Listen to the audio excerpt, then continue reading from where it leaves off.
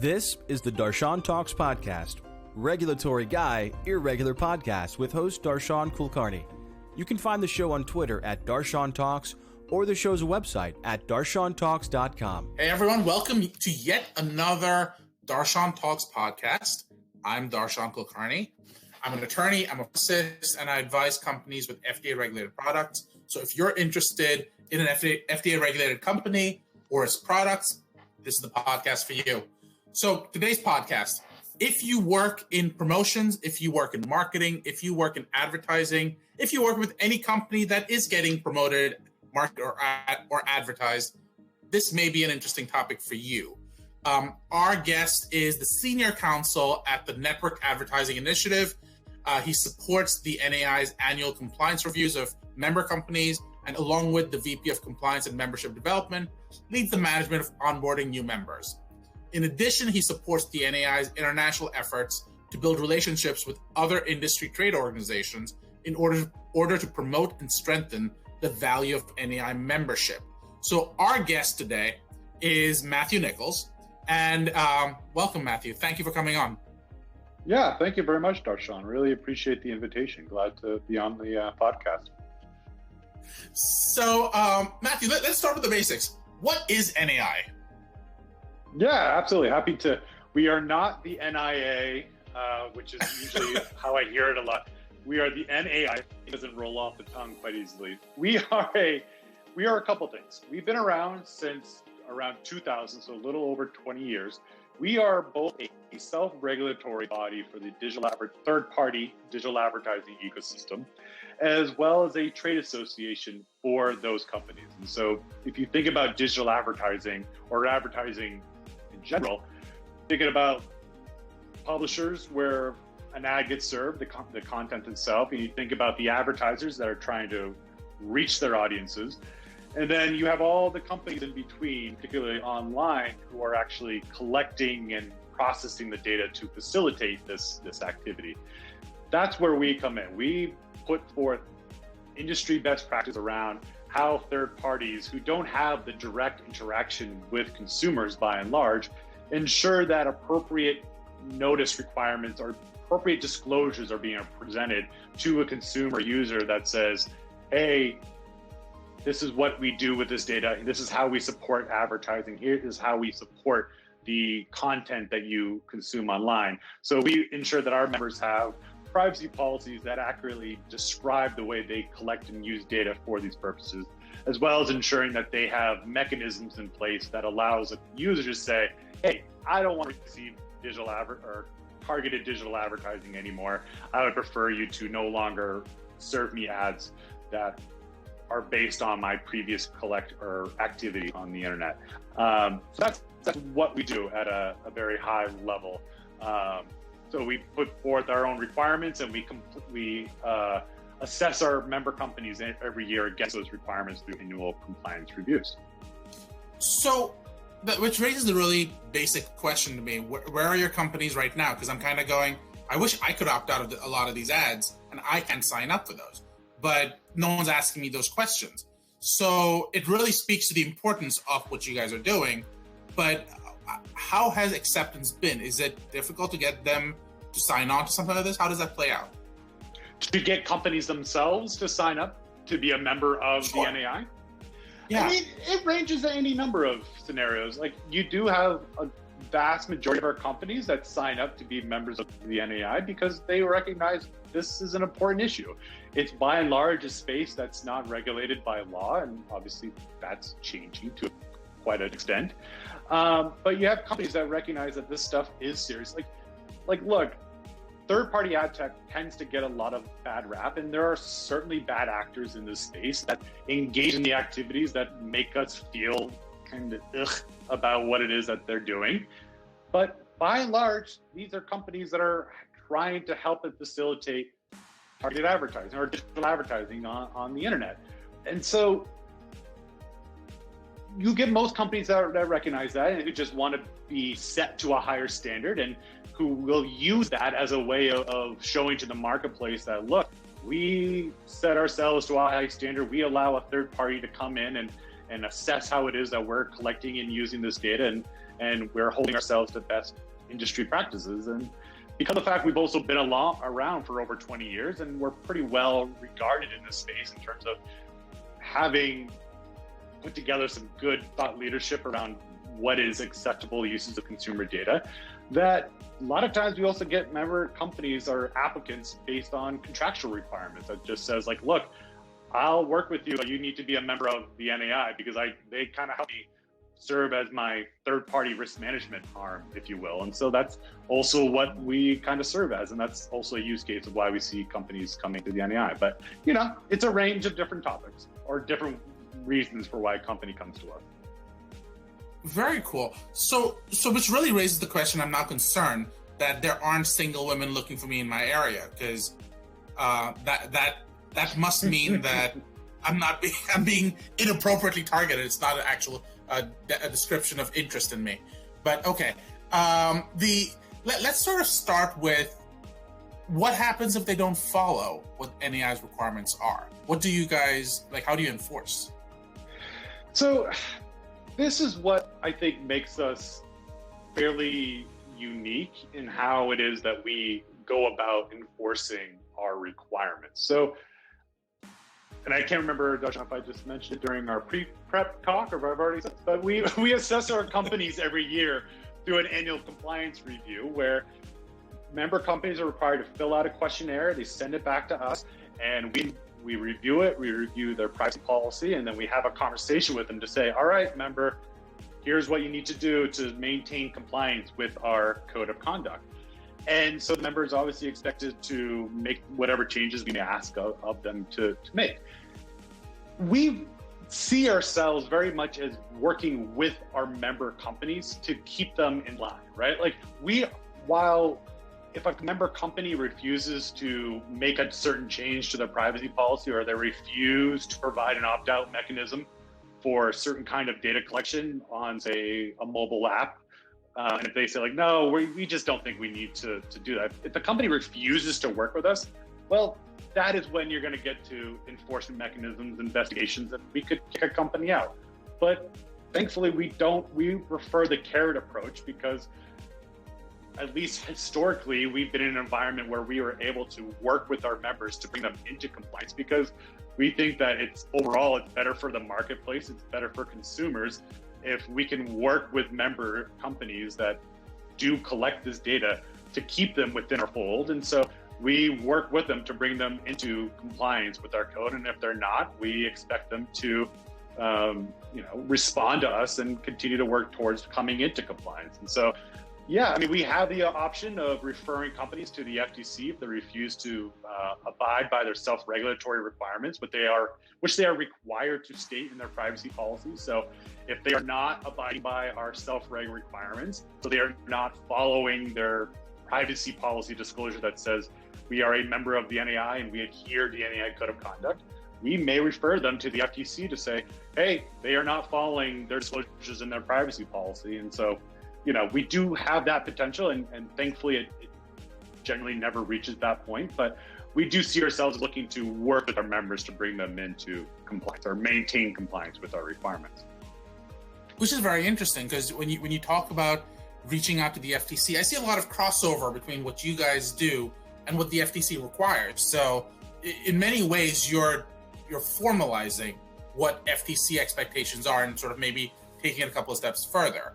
But is that a fair way? Like, people aren't signing up for something onerous, as best as I can tell. They're signing up for, this is the law. And then we're sort of going, there's some meets and bounds here.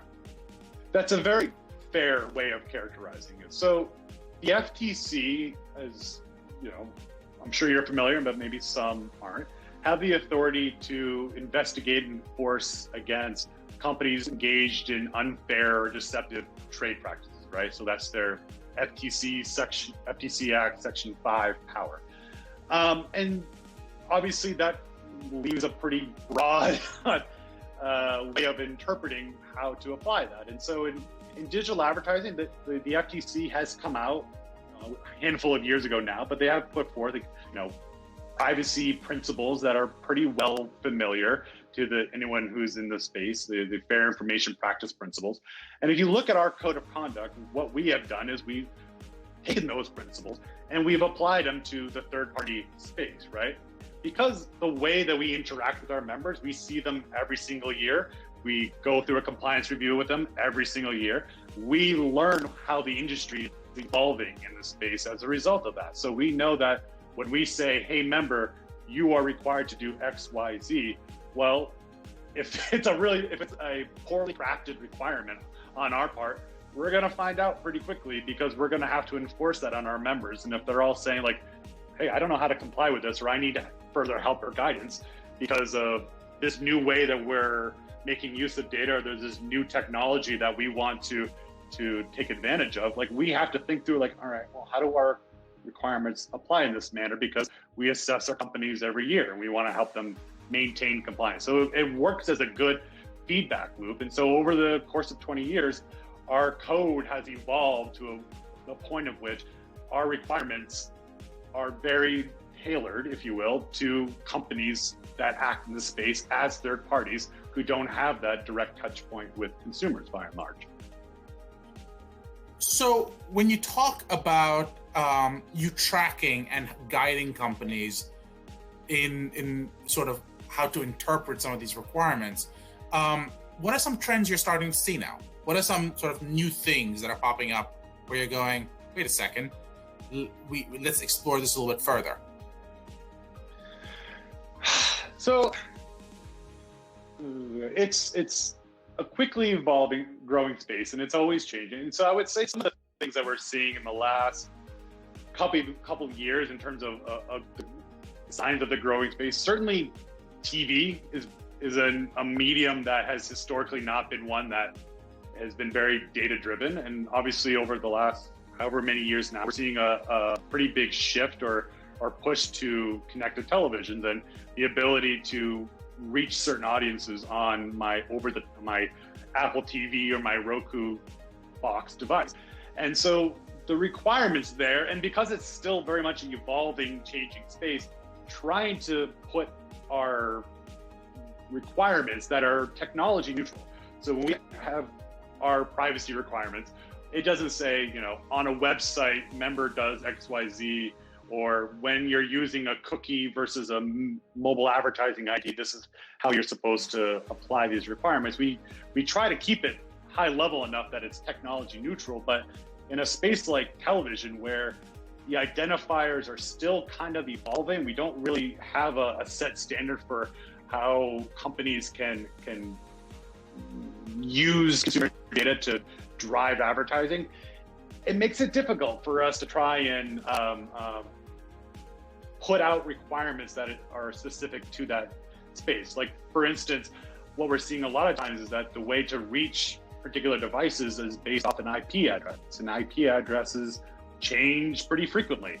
And so while there could be some data involved in that, it's a very,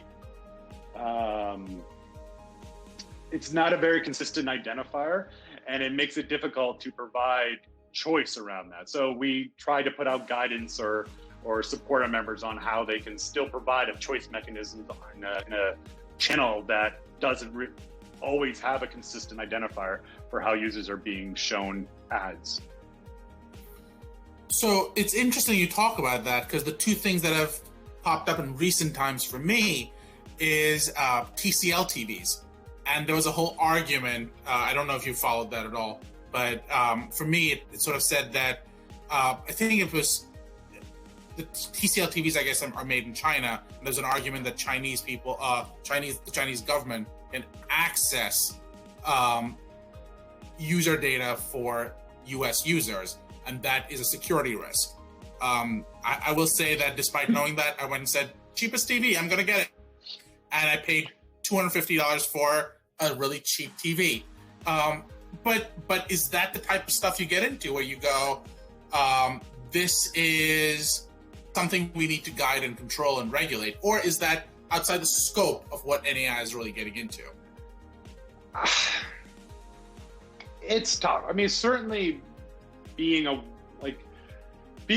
that is the dialogue that's happening in the public around concerns around privacy, yeah, I mean, obviously we want to be mindful of that and be aware of how that is shaping the narrative around data-driven advertising. I mean, as it relates specifically to how we support our members dealing with a scenario in which perhaps there is backdoor in place on certain devices in which data is then being funneled back to a foreign government.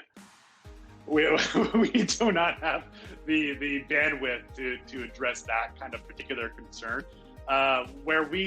But that's certainly not to say that it's something that we can ignore either by any stretch, because, you know, while we would love to be able to play in our particular swim lane of concerns around consumer privacy for advertising related purposes, it's tough to get there to show consumers that, look, I know that there are concerns around how your data is being used, and you're not always comfortable, you're not necessarily comfortable about what it is, that you don't know how this data is being collected and shared and used.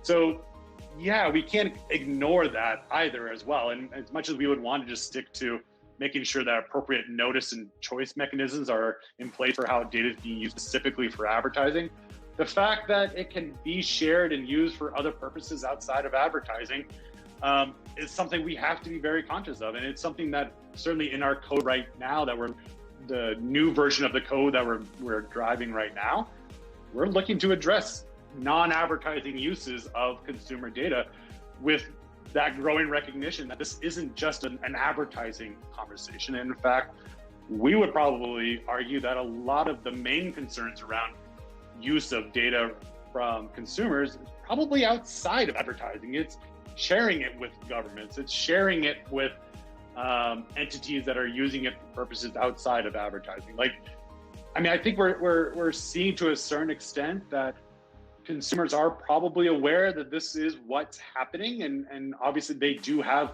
some legitimate concerns around who are the different players that are getting access to this data. But if we're being upfront with them, and we're making it very clearly well known, like, look, you are going to access this content or this website or this app, and the way that this app is able to monetize its content is by using some of your data to serve you targeted ads.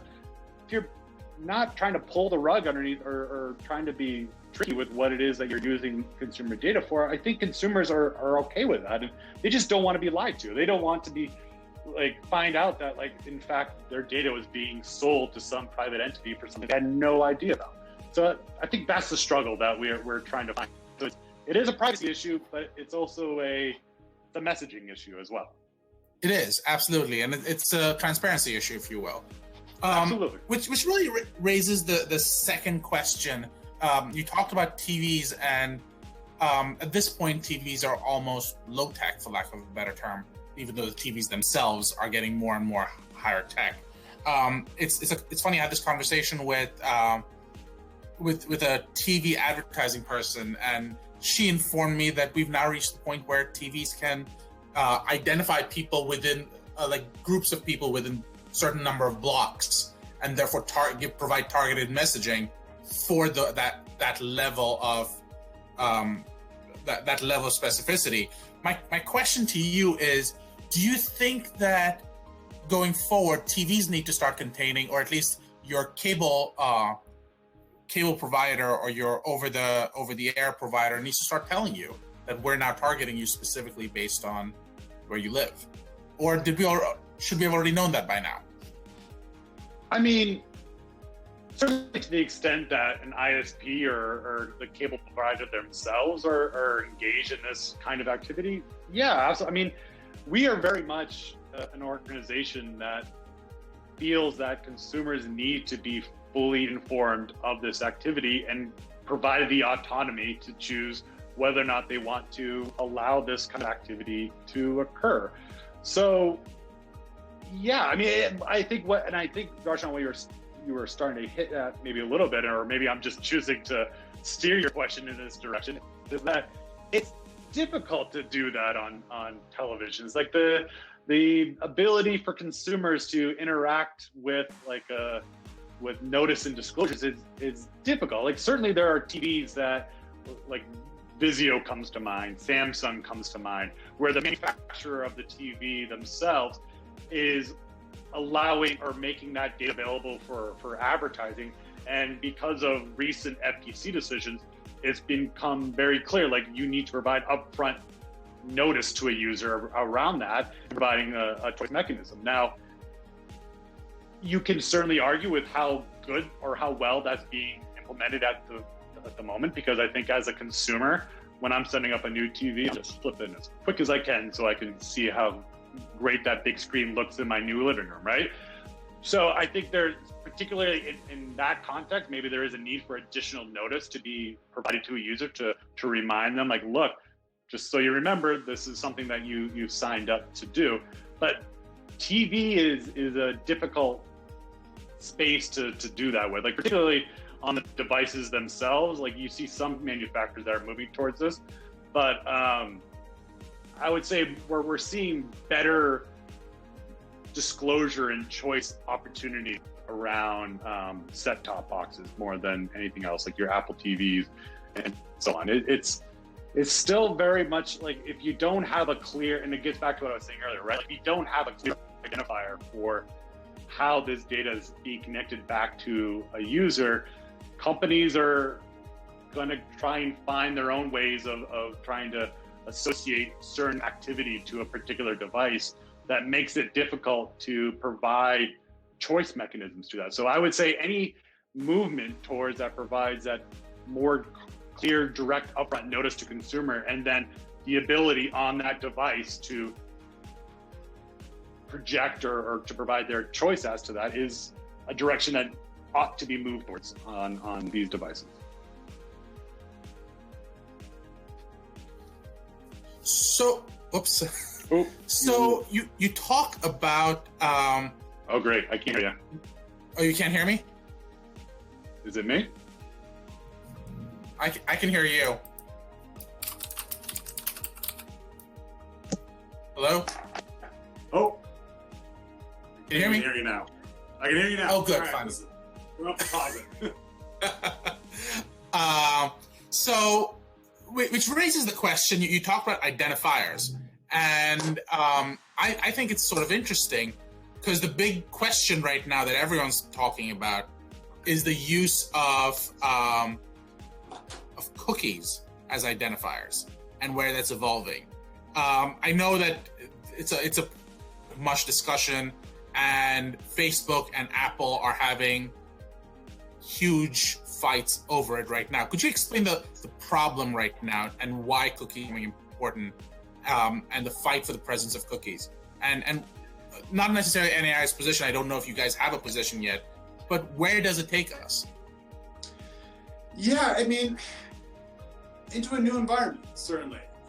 So at a very high level, I'll kind of try and unpack this here a little bit. So I think I mentioned this earlier, right? Is that like the movement we're seeing on actions towards enhancing consumer privacy on the internet, it's not being driven so much at the federal level. We're seeing it at the state level, certainly with the CCPA, CPRA, Virginia, and other state privacy laws. But really what's driving this, I guess, inflection point for the industry is happening more at the platform level. And when I say platform, I mean the Apples and Chromes of the world. So Apple over the last several years has been taking more and more steps to limit the way or provide friction, I'll try to use my words carefully, around how data can be collected on whether it's browsers or the iPhone for advertising uses. So they took steps to prevent what we would call fingerprinting on browsers, which is generally seen as a fairly opaque way of collecting consumer data for advertising. And one may argue how they went about it may not have been ideal, but I think for the most part, limiting browser fingerprinting is probably seen as a good development. But then certainly Apple has also done things such as turning off third-party cookies by default, and then now Chrome over around this, I guess, end of 2019, I think, announced that they would in fact be deprecating or shutting down third-party cookies altogether on the Chrome browser. And so what that has done, and because a lot of traffic for online advertising goes through the Chrome browser just because it has that large of a market share, the industry is now kind of hustling to figure out, all right, how do we still engage in a level of advertising that allows us to stay alive, I guess, while also recognizing that there is a reason why cookies are going away. And so what you're seeing kind of a splitting of approaches for how do we pick the pieces up after third-party cookies go away.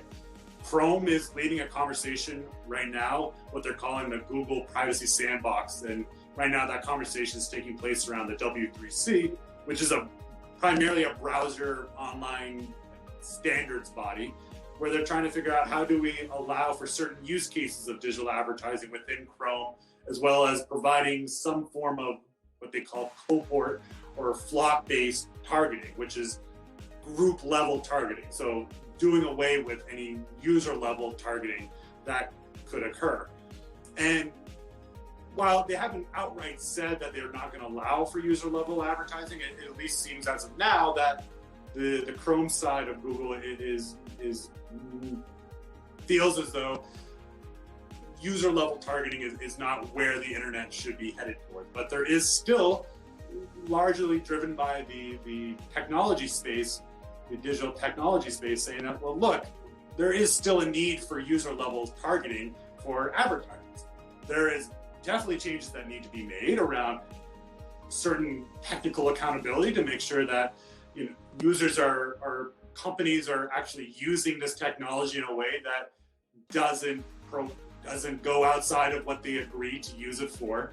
But at the same time, there has to be another conversation around how do we ensure as an industry, because third-party cookies went away for a reason. And while right now there's a lot of conversation around allowing user-level targeting to still exist by relying on some form of a hashed identifier or a hashed email address, we have to figure out how we're going to do that without having to completely re-architect all the underlying technology that facilitates programmatic advertising.